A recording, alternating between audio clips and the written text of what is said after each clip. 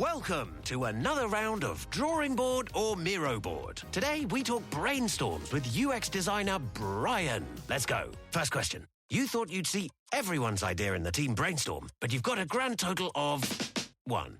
Drawing board or Miro board? Drawing board, right? Because in Miro, the team can add ideas now or later. And with privacy mode, we can keep them anonymous until they're good to share. Correct. Next, you need the best way to explain your idea, but all you have is a few sticky notes. Drawing board or Miro board? Drawing board, because, in Miro, I could record videos, add text, images, links, and digital sticky notes, of course, present my thoughts the way I want. Right again. Now, you're looking for a past idea you thought was just genius. Only you could find... Oh, there it is. Drawing board or... Miro. All our finished and unfinished work lives in one place. And he's won. Join over 60 million people getting ideas noticed in Miro brainstorms. Get your first 3 boards for free at Miro.com. That's Miro.com. Criminology is a true crime podcast that may contain discussion about violent or disturbing topics. Listener discretion is advised.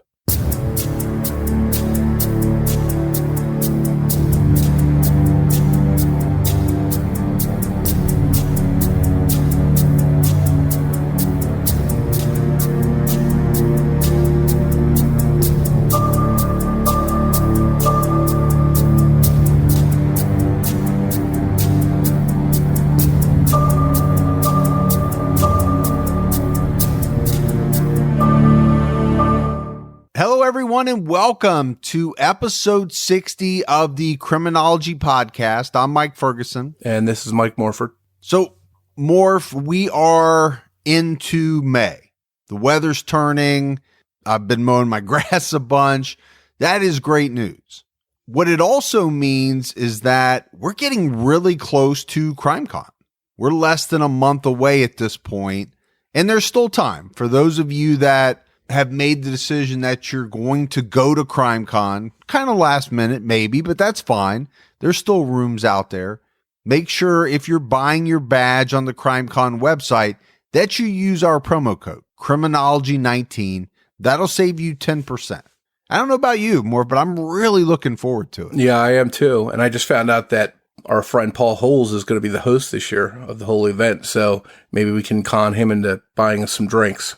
Yeah, I didn't know he was the host of the whole event. I was looking at the itinerary yesterday and saw that he was doing a couple of things, but didn't realize he was the kind of the host of the whole thing. But that makes sense. I mean, who else in the last year has been kind of hotter in the world of true crime, if you want to say it that way? Yeah, it should be a fun time down there. So, Morph, tell me about your week. You doing good? I still can't get rid of this cough. I've got a dry cough with some gross phlegm once in a while, and it's affecting my voice a little bit. And I'm wondering if that's what caused me in the first place to lose my voice. So still doctoring that and upsetting my wife because she hates to hear me cough. It's one of her pet peeves. So I'm trying to get that out of the way so it's gone. How about you? Oh, man, you cannot get into your wife's pet peeve. You're not going to have a happy wife. You got to get that fixed, man. All right, make sure you edit this out then. Nope, leaving it in. She will hear it. Got to. So let's do our Patreon shout-outs. We had Lee J. Buckwalter. Sounds like a writer's name to me. Scott Boyce, Paula Seagraves, Jolene Kelnar, Christine West, Tara Vernon, Dana Smith, and Jessica Francois. So some amazing new support there. We appreciate all the new support, the people that continue to support us month after month on Patreon. It goes a long way. Yeah, we can't thank you enough for that. And if you'd like to help support the show, you can do so by visiting patreon.com/criminology. And be sure to check your Patreon feed there because we've got a lot of stuff that we've been putting out and we'll continue to put out. All right, Morv, it's time to get started with the subject case for this episode. It was 20 years ago this month, just before Memorial Day weekend in 1999. A loving husband and devoted father of 2 teenage daughters disappeared without a trace from Nucla, Colorado. The man's name was Dale Williams. Dale owned his own body shop, and one day he got a call at work from a motorist who was stranded about 30 miles away near a Bedrock, Colorado store. So Dale left his shop to go help the stranded motorist, and then he disappeared without a trace. There has not been a single confirmed sighting of Dale Williams since that day. Following his disappearance, clues turned up that suggested that Dale Williams may have been the victim of foul play. And that's what we're going to get into today, right? So if that's the case, who was responsible for Dale vanishing and who wanted Dale gone? I mean, this was a man seemingly without any known enemies. Why would that type of man be the target of a person who wanted to make him disappear? And to help us tell Dale's story, his daughter Tonee joined us. And so you'll hear from her throughout this episode. To understand Dale's case a bit more, I think it's important to look at the area where he lived in and where he vanished from. Nucla, Colorado, in Montrose County, is located in the southwest portion of the state, where ancestral Puebloans once lived. It was founded in 1904 and became an incorporated town on March 14th, 1915. The nearest larger town is Grand Junction, about 340 miles north. At the time of Dale's disappearance, the town of Nucla had a population of less than 1,000 people, and it's named after the word nucleus for the surrounding farms and mines, although it has since come to be associated with the growth of uranium mining in the region. About 18 miles northwest of Nucla sits the town of Uravan. It's an old government mining town that was abandoned in the late 1980s. All the residents of the town were moved out and relocated. So this site started out as a radium recovery plant in 1915, and by 1935, it was expanded to include vanadium recovery. That year, the town of Uravan was officially established to house mine and mill workers and their families. From the 1940s to 1984, the plant operated as a uranium facility. During World War II, some of the uranium used in the Manhattan Project, and I think most people know that was the research and development project that produced the first nuclear weapons, including the bomb that the United States dropped on Hiroshima. Some of that uranium was mined and milled in Uravan. Now, after the town was evacuated, it was demolished, and the site was placed on the list of Superfund sites on June 6, 1986. So, to give a little background, a Superfund site is a location that is going to get some government money, right? Or government funds are going to be set aside, allocated for the cleanup of this site because it was contaminated at some point with some type of hazardous material or substance. So that's what a Superfund site is, and Uravan was placed on that list. The area around Nucla has a couple of prehistoric caves and an ancient Pueblo settlement inhabited around 1100 AD and later abandoned. So I think maybe some of the listeners can visualize this is really a remote and open area. Yeah, just picture the opposite of Times Square, right? In New York City. It's not that. It's essentially the opposite of that. Nucla made headlines in 2013 when it became the first and only Colorado town to make gun ownership mandatory. And I remember this, Morf. I mean, this was a big deal. You know, obviously, anything to do with guns and gun ownership here in the United States makes the media nowadays because it's a hot topic. And in 2013, this was a very big deal. I don't remember the specifics of it. I honestly don't. It seems to me that it was maybe if I remember correctly, it was in direct response to people feeling like some group was trying to take their guns away is what I believe, but I could be wrong. No doubt it's a hard swing the other way, right? From what we think of as people that are in favor of much greater gun control, less gun ownership. This is a swing in the completely opposite direction. Yeah, I think we've all heard of the right to carry in certain states. And in this town, they made it mandatory. And we've talked about these kind of small rural towns in other cases that we've covered on this podcast. Again, Nucla had less than 1,000 people. It's the kind of town where most people really might know everyone else that lives there. And the kind of town where a lot of people probably felt safe to leave their doors unlocked. But in 1999, that safety net was ripped away when one of their very own vanished without a trace. Well, when you're talking about a town with less than 1,000 people, I think you'd be, in some cases, pretty close to knowing most people. I think my daughter's high school has 1,000 people. I mean, to put it in perspective, right? You're talking about a high school of 1,000 versus a whole town. I don't know that she knows everybody in her high school, but I think that's a great way to put it into perspective. Dale Dwayne Williams was born on July 15th, 1956. After high school, he attended auto body school and together with his father started an auto body business soon after graduation.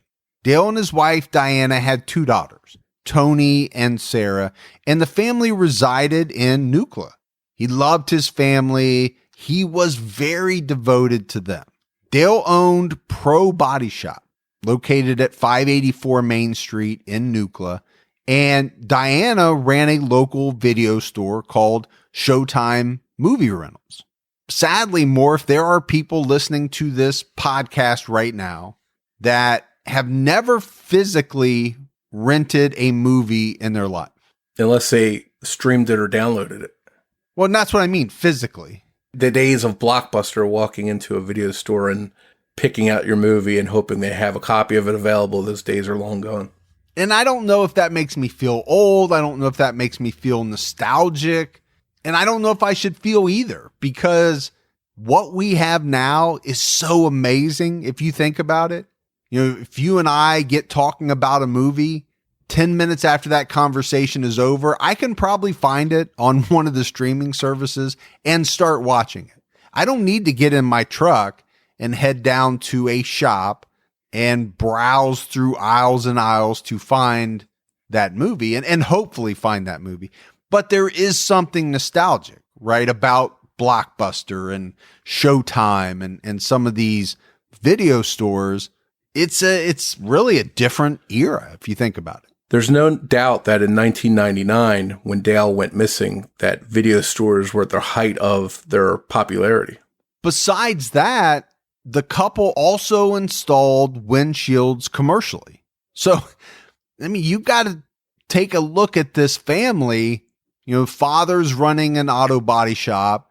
The mom's running a video store on the side. If that's, you know, as if that's not enough, on the side, they're installing windshields. Dale was considered outgoing. He was considered hardworking, and he would have to be, right, to, you know, get all of this done. He was well known around town. He was active in the community. Dale participated in various events and organizations. When you read comments from those that knew him, every person said Dale was extremely friendly. He would always lend a hand. He was just involved in a lot of the things going on in Nucla. But above all, and this is what really comes out, he was a family man. And he was never too busy to spend time with his family, even though he was running essentially a couple different businesses. He made it a priority. We would go up into the mountains and picnics, and my dad was really active in Nucla community events and organizations. He would drive the homecoming girls. He played Santa Claus. He would pretty much attend any event that was happening within the community, pancake breakfasts and, you know, anything that they were putting on. He would be supportive of those things and spend plenty of time with us girls while we were doing our school activities and with friends and stuff like that. He was a very involved person. His brother, my Uncle Dick, and my grandmother, his mom, they all lived in the same area as well in Nucla. So, he would still go over to my grandma's at least every single day, once a day, to help with stuff or to eat lunch with her, or, things like that, or meet her up at a restaurant, or, he definitely made time for family. Since my dad was so involved, he knew everybody. He knew everybody in town. And so there was another body shop. I don't really remember. There was like a tire shop there. And I don't really think there was anybody else that did like body work. I think he was the only person that, if you hit a deer, he was the only person that you would take your car to get it fixed unless you went out of town. Dale was a people pleaser who didn't like upsetting anyone or making them feel wronged in any way. And he was always willing to help someone in need. So it wasn't unusual when Dale did just that on May 27th, 1999. That day, Dale had a busy day ahead of him working in his shop. Just before noon on his lunch break, he played a game of darts with his friend, Pastor Tom Ross, who brought along his young son. It wasn't unusual for people to just kind of stop in and talk to my dad and, have a soda or something like that, play a game of darts for, 20 minutes or whatever during the workday. And he would make time to, just to visit with people. The phone rang and Dale answered it. And from the way that Dale was speaking, Tom thought the caller was a woman. Although this has never been confirmed, the caller told Dale that her car broke down about 3/4 of a mile from a store in Bedrock. Bedrock was about 30 miles away and that she needed assistance. And we talked about how rural this area is. I'm just not sure how many options there were for somebody at that point in time who was stranded. Dale told the caller that he would bring his wrecker. And according to Pastor Ross, the woman must have said something along the lines of, "Oh no, I just need a jump." Because then the conversation switched to Dale telling the caller that he would just bring his truck, a white 1994 Ford F-250 long bed. So Dale hung up the phone and started talking with Tom, letting him know what he was doing and where he was going before he left. Tom thought the phone call was strange because, first off, Dale was not a mechanic. He did body work. But nonetheless, it wasn't surprising to Tom that Dale would go out to try and help someone who was in trouble. Like we talked about, this was the type of person that Dale Williams was. After the call, Dale and Tom said their goodbyes and parted ways. And besides the fact that Tom thought it was a little strange that Dale would go, there really wasn't anything alarming about this call, right? Nothing unusual, nothing in Dale's demeanor that hinted at the fact that he was worried or anything like that about going to help this person. He left his work area as if he was coming back very soon. He left the shop completely unlocked, lights on, car doors open, hood up, the whole bit. And he left. After he left his shop, Dale stopped at Feral Gas in Naturita at around 12:15 p.m. and spoke with Tammy Lawrence, who was the wife of Dale's good friend, Steve Lawrence. Dale informed Tammy that he wouldn't be able to fix her windshield that afternoon, but would get to it as soon as possible. Tammy said that was fine. Dale seemed to be in a hurry and told Tammy that he had to help a stranded motorist near Bedrock. That was the last time Tammy saw him. And Tammy thought it was strange that Dale stopped into the office to tell her that he was going to work on her windshield, that it wouldn't be ready right away, when he could have just called. I don't know what you think about that, Mike. Well, it is 1999, right? Cell phones are out. There's no iPhones, but there's cell phones, right? In 1999. Dale had a cell phone, but like a lot of people back then, he didn't use it to just carry on conversations. Number one, a lot of times it was expensive, right, to use a cell phone in the 90s. So he carried one, but it was for emergencies. So I guess he was old school. Stop in, have a face-to-face conversation. It's something that we don't do a lot of today. Yeah, back in 1999 when cell phones really started coming out, I didn't always carry mine. I sometimes would. Sometimes I'd forget it. It just wasn't something that I brought with me all the time. But when Dale did have it, he would use it only in cases of emergency.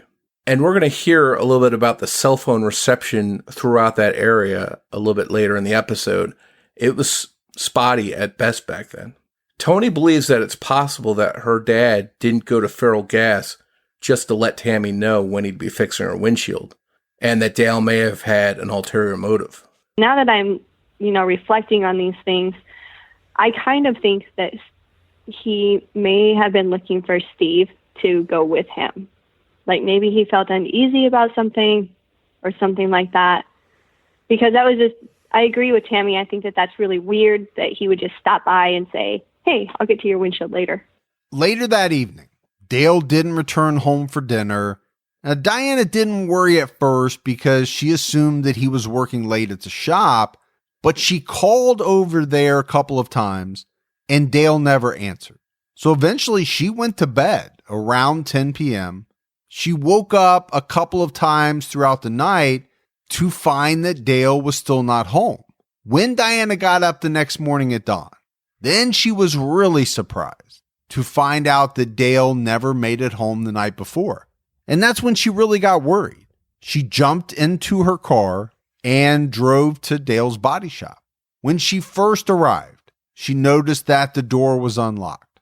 The hood was still up on a van, and Dale's tools were sitting in front of the vehicle as if he had just walked away from it for a few minutes. But Dale was nowhere to be found. On top of that, his pickup truck was not parked outside. So this is when the alarm bells for Diana really started to go off. She's extremely worried. She drove to her mother-in-law's house. Dale wasn't there either. So together, Diana and Dale's mother, they went to the local junkyard. And this was a place that Dale frequented quite often. So they checked for him there, no sign. They continued searching for Dale for hours. When they could not find him, Diana reported him missing to police and an investigation began. The Colorado Bureau of Investigation, or CBI, soon took over the investigation.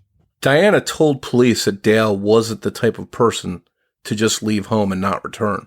She knew something was very wrong. This was a man that had no history of taking off or disappearing for any lengths of time, so his family feared that something sinister may have happened to him. Investigators pieced together Dale's activities on May 27th. They spoke with Pastor Tom Ross and Tammy Lawrence, and through Tom, learned about the mysterious phone call. Soon after, they discovered that the caller used a cell phone that was later reported stolen. What's interesting here is that the caller said she was near Bedrock, but back in 1999, there was no cell phone service in Bedrock, and there's still no service there today. Bedrock is an area in a valley with high cliffs, so it seems highly unlikely that the person who called Dale actually called from Bedrock. But where did the caller actually call from? And it wasn't just Bedrock that had no cell service. The neighboring areas of Paradox and Uravan also didn't have any cell phone service. The caller most likely had to be wherever the nearest cell phone service was. It's not known if detectives questioned the original owner of the phone, but they never found out the identity of the caller. And Morf, we kind of delved into phones and plans and things in the 90s, but then you talk about coverage. It was spotty in populated areas, right? I mean, if you think about it, the 90s was when kind of cell phones really first started to become popular with the masses. They didn't have all of the towers that they have today. So I can only imagine what it was like out in a very rural area like the one we're talking about. It had to be frustrating as when it comes to cell phone coverage. And I live in a more populated area than Nucla now, and I still have to go outside and walk around and hold my phone up to the sky trying to get a signal. And it's 2019. I've never understood that. When I want to talk to you, I have to text you and then you call me from your landline. It's like the Stone Ages, Morf. Yeah, so you can only imagine what it was 20 years ago in the Nucla area. A witness came forward who claimed that they saw Dale's truck parked at his body shop around 3 or 4 p.m. on May 27th. This is after Pastor Ross saw Dale leave. So this was confusing, right? This is the sort of monkey wrench that gets thrown into the mix that really does nothing but raise more questions than provide any type of answers. It just causes a bunch of confusion. I have heard that also, and I'm not sure how solid that information is. However, if I do believe that if my dad's truck was seen back at the shop, I don't think my dad drove it there. So the truck was supposedly seen back there in the afternoon, I think around 3 or 4 or something like that. And then there was also a reported sight at the Nadarita Family Market. And I don't think that one's true at all, because that was like around 5 or 6 or something like that. I do think that the one at the shop is possible. But, this happened on a Monday, May 27th, and that year was a Monday. And so if my dad's truck was back at the shop in the afternoon around 2 or 3, kids would have been getting out of school. People would have been, the main street would have been pretty busy for Nucla. There would have been more than one person that would have saw this. And from what I understand, it was only one person that reported it. We have to talk a little bit more about this possible sighting of Dale's truck in front of his shop after Pastor Ross saw him leave to help the person who called on the phone. If the truck was really in front of his shop at this time, then either Dale or someone else drove it back there. If it was Dale, then it's possible that he really did find a motorist in need, help them out, and then return to the shop. In that scenario would indicate that something actually happened to Dale later on. But if that's the case, you would think that the motorist that called Dale would have come forward by now and said, okay, that was me. I called. Dale came out. He jumped my car. He did whatever he needed to do. He was a great guy and he left. Right, Morf? I mean, that's only natural. Yeah, in a small town like that, word would have gotten around about this call and Dale missing. You think that person would have come forward. Well, it's not like this was not a publicized case. It didn't happen in New York City, but it received media attention. So the other possibility is that someone other than Dale drove the truck back to the shop. If it was the person that had harmed Dale, why would they risk driving his truck back to his shop on his turf when anyone could have easily seen them driving it? That doesn't make a whole lot of sense to me. I think the third option, and one that always exists, is that perhaps the witness was just simply mistaken. And it really wasn't Dale's truck at all at his shop later that afternoon. And you heard Tonee mention that this sighting apparently happened when it was broad daylight and in a busy time of the afternoon when school was letting out. Other people would have likely reported seeing the truck too, but no other witnesses came forward. Tonee also mentioned that another witness reporting seeing a man matching Dale's description at a Nadarita market around 6 p.m. that day. Police were unable to confirm either of the two sightings, and it's strongly believed that the second sighting at the market was not Dale Williams. And this had to be frustrating for Dale's family. They were probably grasping onto every piece of information that came in and holding out hope that Dale was out there someplace and that he might be found safe. But these unconfirmed or unlikely sightings of Dale couldn't have helped either Dale's family or police. It couldn't have helped the Williams family because it probably got their hopes up. And it also didn't help police because they had to look into these possible sightings. 2 days later, on May 29th, organized searches for Dale began. Dale's oldest daughter, Tonee, who was away at college, drove back to Nucla when she learned her father was missing. The community, family, friends, everyone searched all day in various areas around Nucla and surrounding towns. These ground searches involved about 40 people, all looking for Dale. And then on May 31st, an air search was conducted. Okay, so when my dad disappeared, I can't remember specifically which day it was that I was called. I think it was the 29th because that was graduation. So I had driven back over from Delta to Nucla, and they had organized a community search party, which, there were several hundred community members involved in that search. And we searched all day. We couldn't find anything.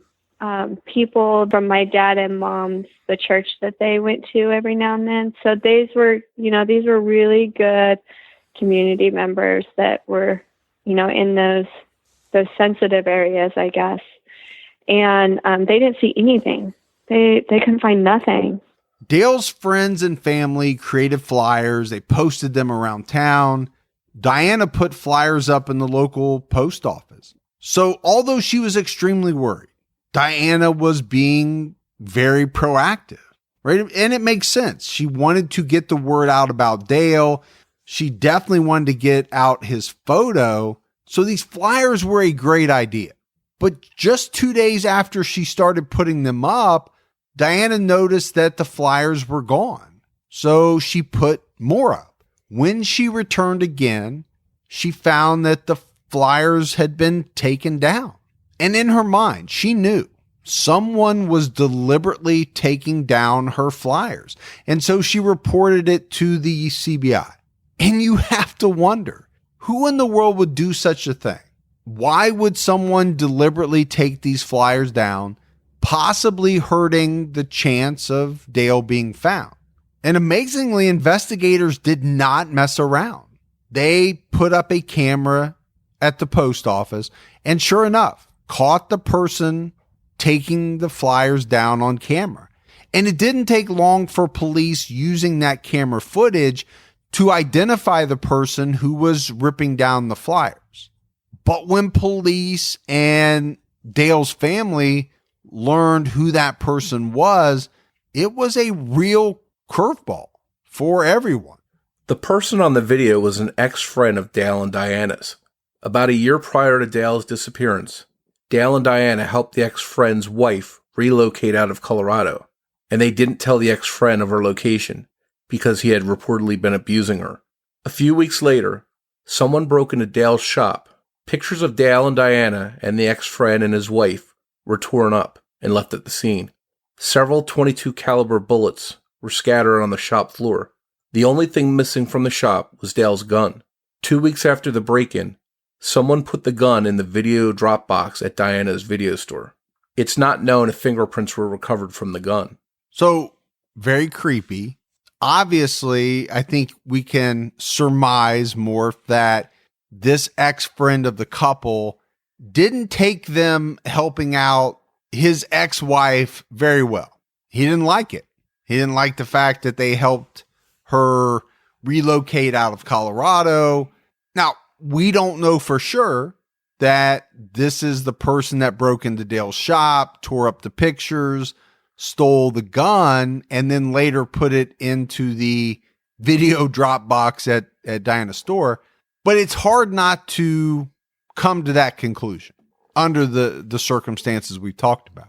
Yeah, and to your point, I think the police probably honed in on him because of the fact he was the one ripping down those posters, because the pictures that were torn up included his photo, and because of this animosity that he probably harbored towards Dale Williams.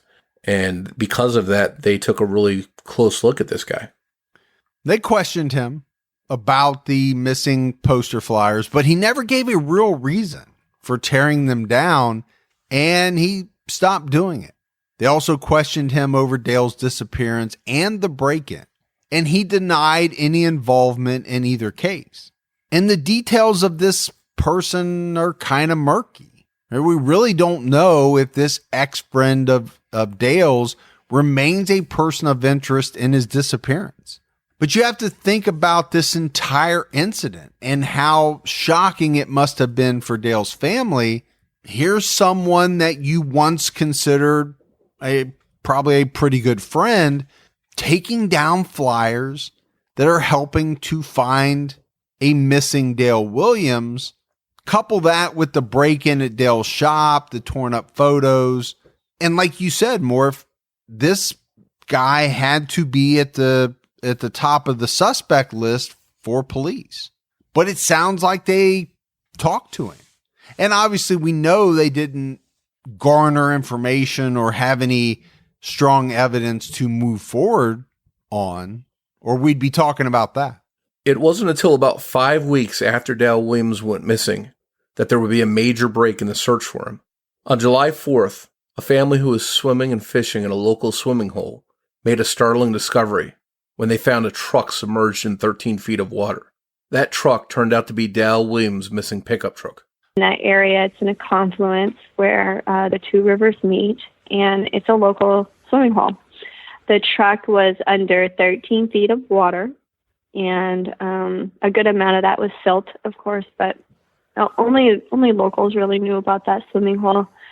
And the people who found the vehicle were new residents, and it was a family, and they were fishing and swimming down there. And the son, he's one of my really good friends for obvious reasons, his lure got stuck on the truck, so they thought it was a refrigerator. So he went down to unrelease his lure. When he swam down to release his lure, he was standing on the hood of the truck, and they thought it was a refrigerator.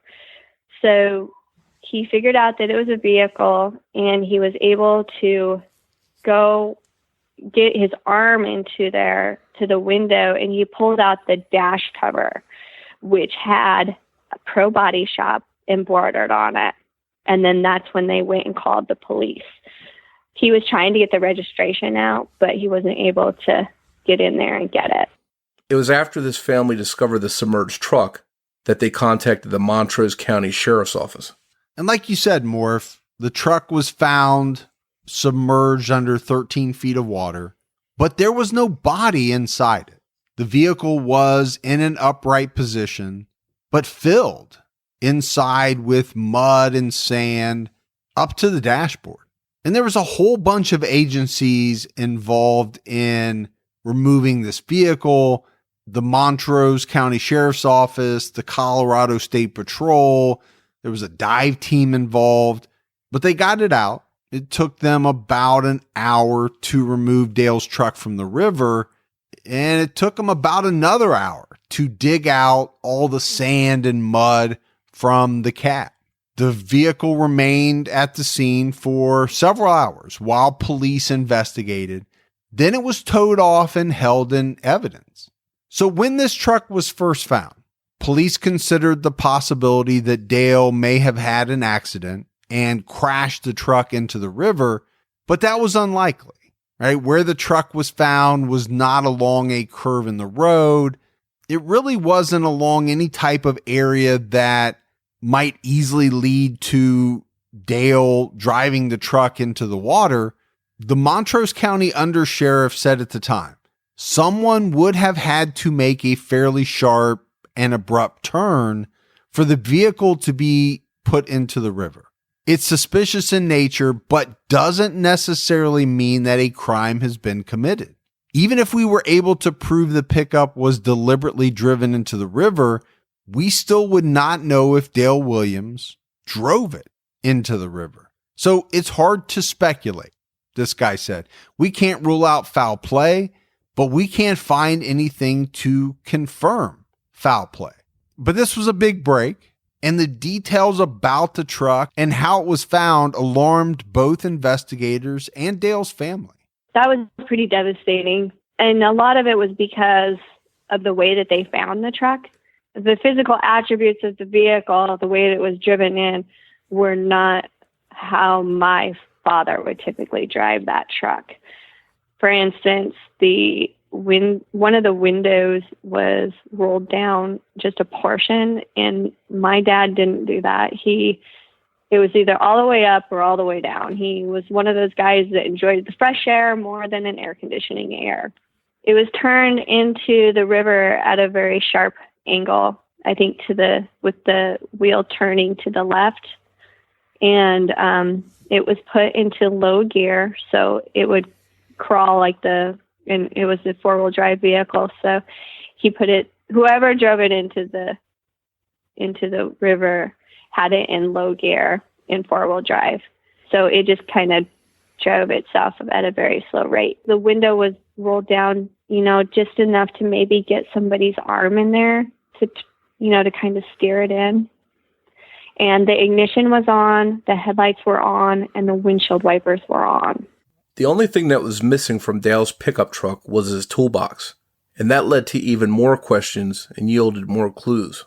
The toolbox was missing, and that was bolted to the back of the vehicle. I know that they have considered that it could have come off in the river, but the area that was in is a swimming hole. And so the current is not, it's not like this raging river that's, going to carry you away if you accidentally step in get in the wrong area of it. The tools are found on the opposite side of the swimming hole in a mountainy area. And that, I feel like that was done on purpose to kind of lead investigators away from that area.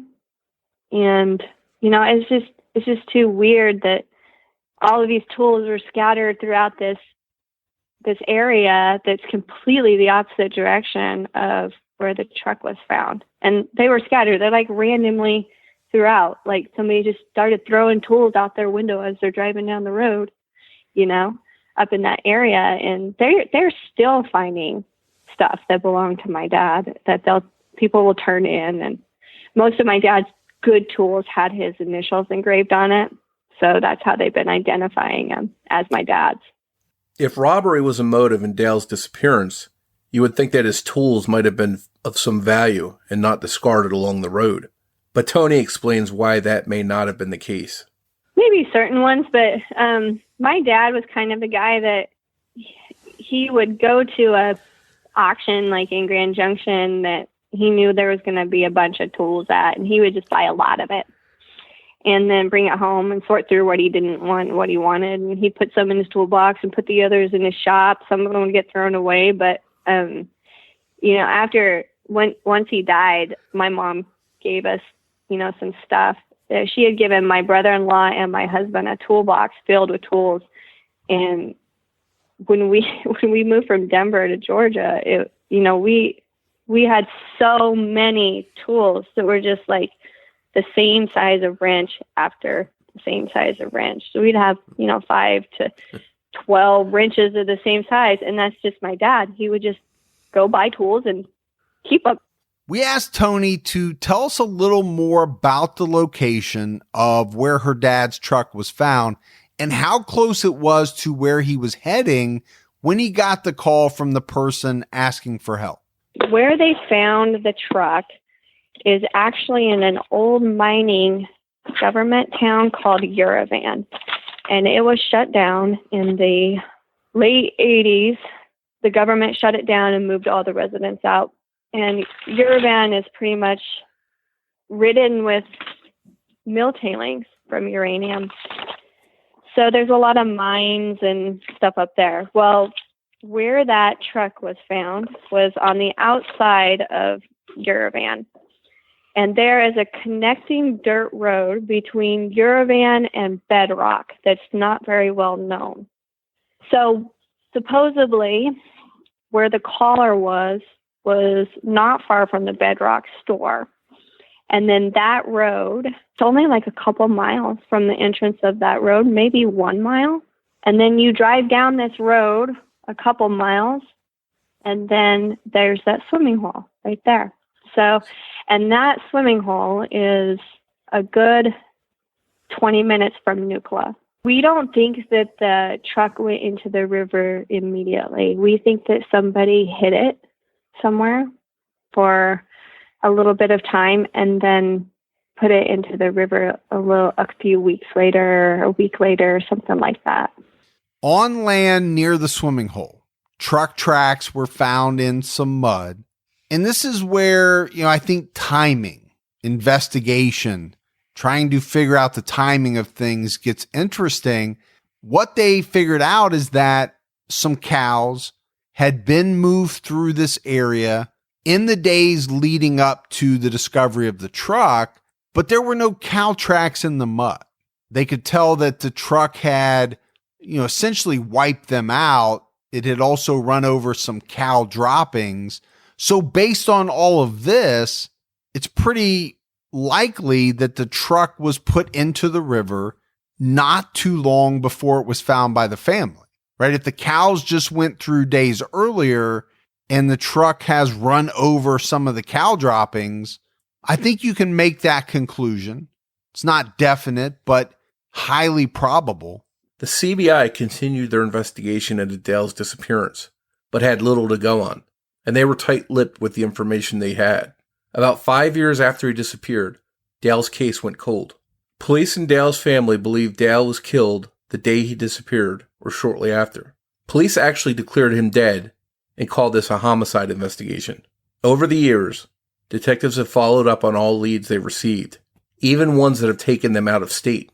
Dale Williams' case was featured on the show Unsolved Mysteries. That episode aired on September 27, 2000. Although it sparked some interest in the case, it didn't lead to any new leads for investigators. In 2001, the Families of Homicide Victims and Missing Persons was formed. The acronym is FOHVAMP. At the time, there were approximately 2,000 missing persons in Colorado, and 11 of them originated in Montrose County. There were also roughly 1,250 unsolved murders. For years, this organization pushed for legislation to allow more resources for unsolved murders and missing persons. They also looked into missing person cases that had been unsolved for more than 2 years. Dale Williams' case was one of them and is currently listed on the organization's website. And this organization has been pretty influential over the years. In 2007, they helped get a cold case task force formed within the Department of Public Safety. They also helped get a law passed that required the CBI to maintain a database of unsolved murders. And essentially, this law requires all law enforcement agencies to report unsolved murders to the CBI that have been open for 3 years or more. It also allows cold case family members to ask local agencies to call in CBI's cold case homicide team to assist with their investigation. And if the agency declines, it must send a written explanation to the family member. So these are all good things in my eyes, Morf, and something that, this group that was formed has worked very hard over the years to get some of this stuff done. Yeah, I think it's a good thing also to stay in touch with the families and let them know that efforts are being made to keep them in the loop and to keep the investigations going. For the first several years after Dale disappeared, investigators kept Tonee and her younger sister in the dark about the investigation. Not once did they ever ask the girls about the last time they saw their father. But that changed in 2012 when a new investigator was assigned to the case. He remains in contact with Dale Williams' family. They didn't really keep me or my sister in the loop of the investigation until about 2012. And my sister and I were not even asked the last time we had seen our father until 2013. So, that's quite a significant amount of time to not be even questioned about it at all. So they kind of kept us out of the loop. And we're just very recently getting, where our investigator will, and this is a new investigator that's on it right now. So that's probably why. And he's been with us since 2012. So he is the one that interviewed us, but the prior investigators, I have no idea what the early investigation was like. I've heard from my uncles and Brooks Bennett, who is the current investigator, that they did everything that they could, that they knew what to do. And I know that was, my dad's case was the first type of case or incident that had happened in that area. So now that I'm much older and able to process all this information as an adult, I truly do think that is true. I think that they did what they could at the time with the knowledge that they had. In October 2016, human remains were found by hunters in the Sawmill Mesa area of the Uncompahgre Plateau. That area is about 30 miles northeast of Nucla. During a subsequent search of that area, several bones and pieces of clothing were discovered, but the remains were identified in 2017 as belonging to Jerry Reed, age 57, who disappeared from Nucla in March 2014. His cause of death was determined to be hypothermia due to exposure. And this is one thing that we really haven't talked a lot about yet, Morf, but there are hundreds of mines in the area around Nucla. People have speculated over the years that Dale's body was thrown down one of the mine shafts. And if that's the case, it's very likely that it will never be found. Investigators believe that the person who called Dale on the day he disappeared was responsible for his disappearance. But the problem is they don't know who this person is. We asked Tonee about one theory that has been mentioned by some of the people in town. My dad might have ran into some information or a situation that he shouldn't have been in or known of. And I'm referring to like some drug activity. I'm not saying that my dad was involved in drugs. And I know that has been a rumor, going around over the past few years and stuff, but when it initially happened, I say this like it happened 2 years ago.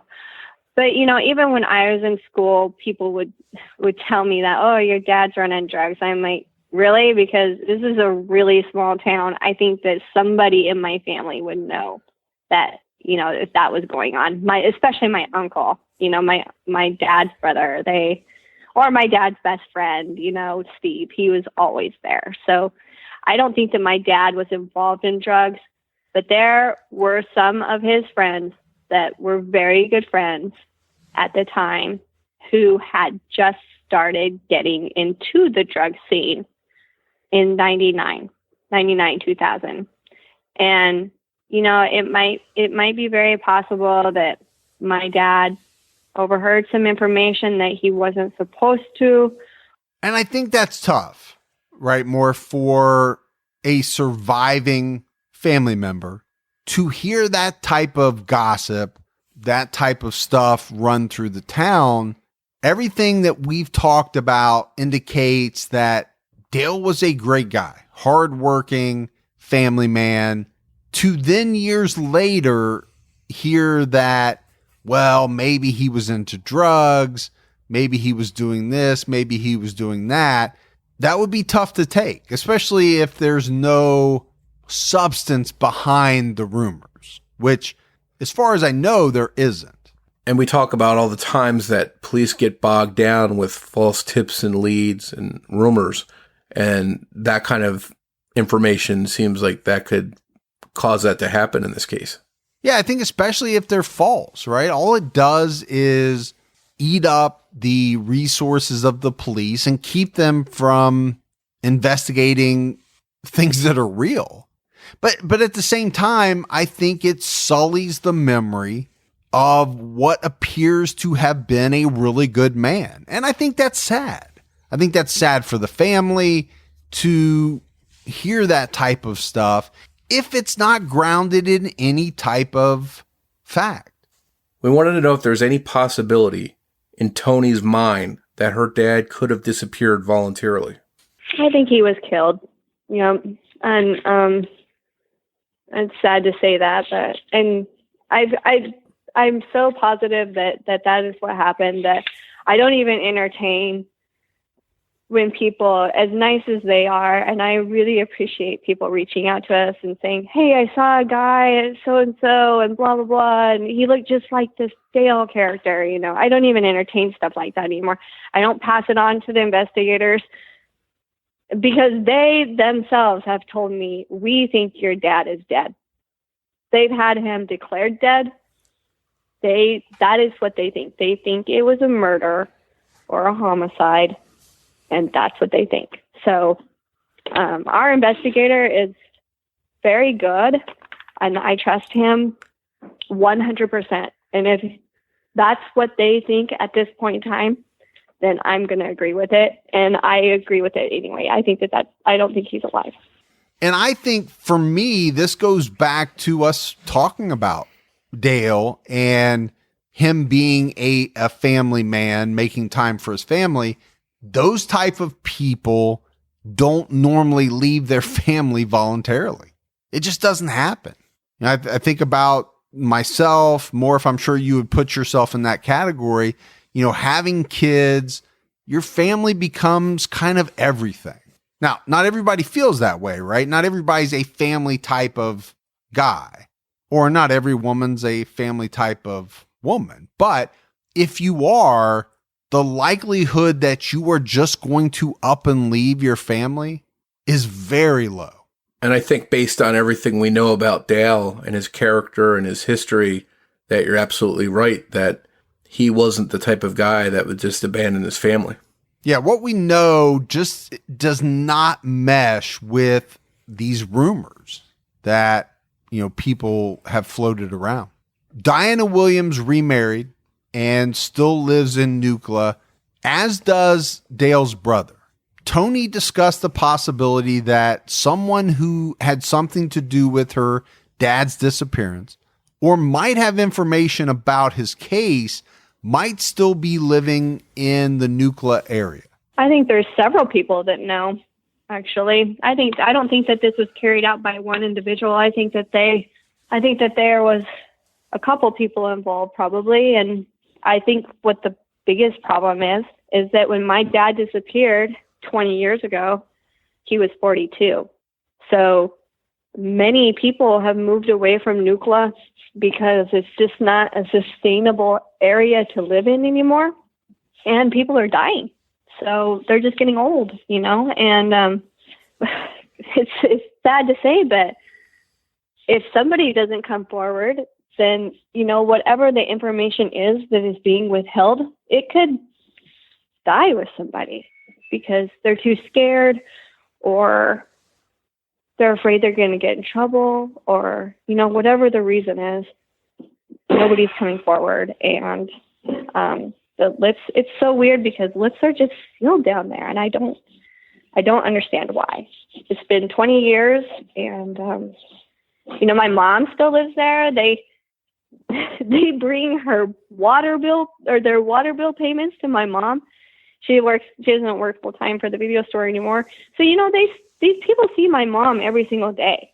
And even though she's remarried and tried to move on with her life, somebody knows something, and they have to look my mom in the eye, when they're paying their water bill, and just know that they know something. Especially like my dad's close friends, I'm sure that they think that I don't know who knows something personally. I just don't know. The people that I thought would know something, they've long since moved away. They've been questioned the whole bit, and nothing's come out of it. So we just don't know anything. Yeah, I just don't know about this one, Morf. And obviously we don't know about a lot of the ones that are unsolved, but to me, when you get into these very small towns, as Nucla is it possible that an individual or individuals could keep something like this quiet in that small of a town for someone not to, get drunk one night and start running his mouth or something like that? I just don't know. It kind of, to me, feels like somebody outside of the area, but I could be wrong. I mean, it's just a guess on my part. Yeah, and you mentioned earlier that this isn't New York City. This is a very small town with less than 1,000 people. And you would think a lot of people know each other well and overhear things. And for that kind of secret to stay a secret, you would think would be tough. So it makes you wonder if the person that did it moved away, or possibly it is from someone that wasn't in that town. Yeah, maybe someday we'll know. Hopefully, though, police will catch that big break that they need to solve the mystery. But, I mean, this is a real mystery of what happened to Dale Williams. And these are the ones that, they kind of eat at you a little bit. You just want to know, what were the details? What really happened to Dale Williams? Dale's family created a Facebook page called Missing Dale Williams to help in their search for him. If you'd like to learn more about Dale's case, please visit their page. And please, if anyone has any information regarding the disappearance of Dale Williams, contact the Colorado Bureau of Investigation at 970-248-7500. Special thanks to Dale Williams' daughter, Tonee, for joining us in this episode. Also, thanks goes out to Debbie Buck at truecrimediva.com for writing and research assistance. If you like the show and you haven't done so yet, go out, give us a 5-star rating. You can also give us a review. All of that goes a long way. I know it seems trivial, but it's not. People look at that type of stuff when they're evaluating whether or not to listen to a podcast, and keep on telling your friends about the podcast. We hear from a lot of people that, say, I turned on my whole office to the podcast. You just can't measure the impact that something like that has because it becomes exponential, right? This person tells this person, that person tells 2 people, those 2 people tell 2 people. The next thing you know, you have these big branches, and that is great for us. You can find us on social media on Twitter with the handle @CriminologyPod, or by searching Facebook for Criminology Podcast.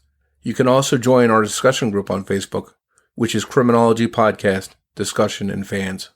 All right, Morf, that is it for another episode of Criminology. Folks, we will be back with you next Saturday night with an all-new episode. So for Mike and Morf, we'll talk to you then. Take care, everyone.